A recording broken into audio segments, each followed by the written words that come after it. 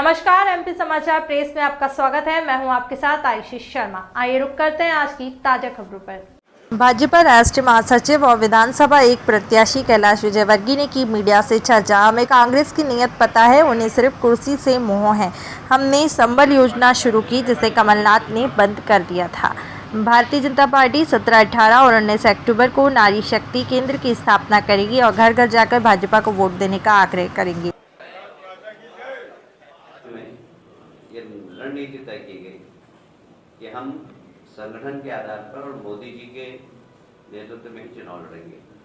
तो ये पार्टी की रणनीति है, अब इस पे प्रश्न खड़ा करने का कोई कारण नहीं है।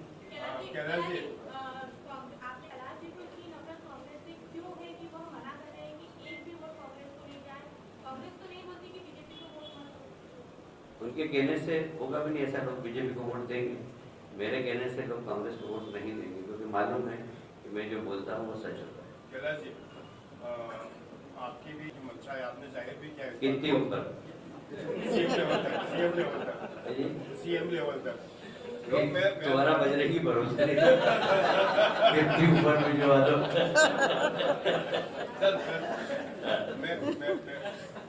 कई लोग भार्गव साहब भी आ गए इस लाइन में, और लेकिन आप थोड़ा बलशाली हैं।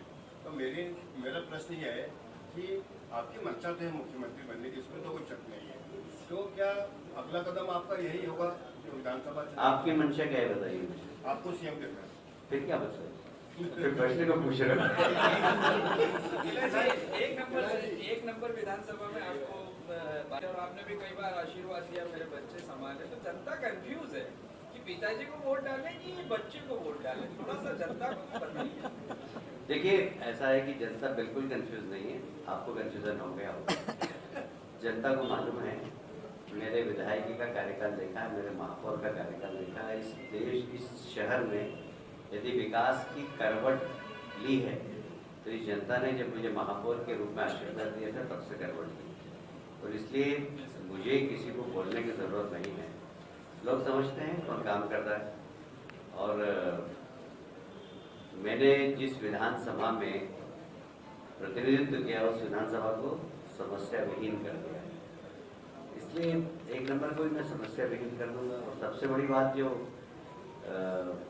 है कि वहाँ पर जबरदस्त ब्राउन शुगर का नेटवर्क है, और उसको मैं तोड़ के रखूंगा। वहाँ हमारी तरुणाई को बचाना और सही दिशा देना ये हमारा काम है। तो इस ब्राउन शुगर के नेटवर्क जो एक नंबर में है उसको बिल्कुल नष्ट नाबूद कर दूंगा।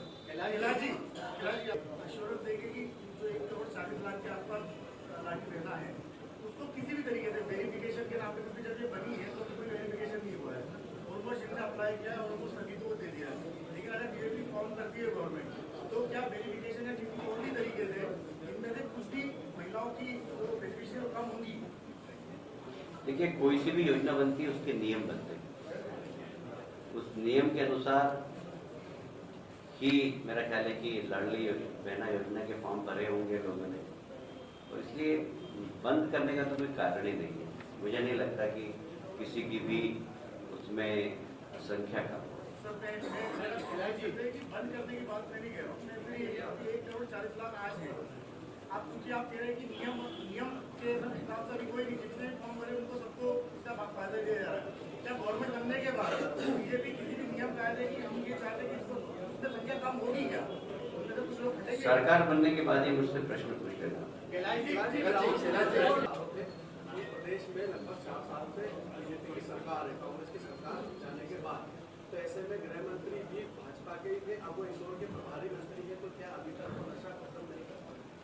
देखिए, प्रयास हुए हैं, पर कहीं न कहीं ये प्रयास अभी बहुत छोटे हैं, और इसको बड़े रूप में करना पड़ेगा और इसको प्राथमिकता देना पड़ेगी। और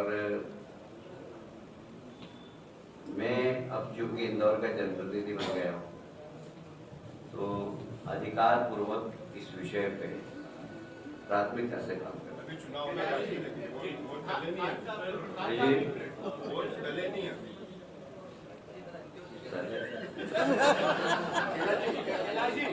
उम्मीदवार को मौका दिया है जो कि हनुमान का किरदार निभा चुका है, तो क्या लगता है सॉफ्ट विकल्प की राजनीति कर रही है कांग्रेस?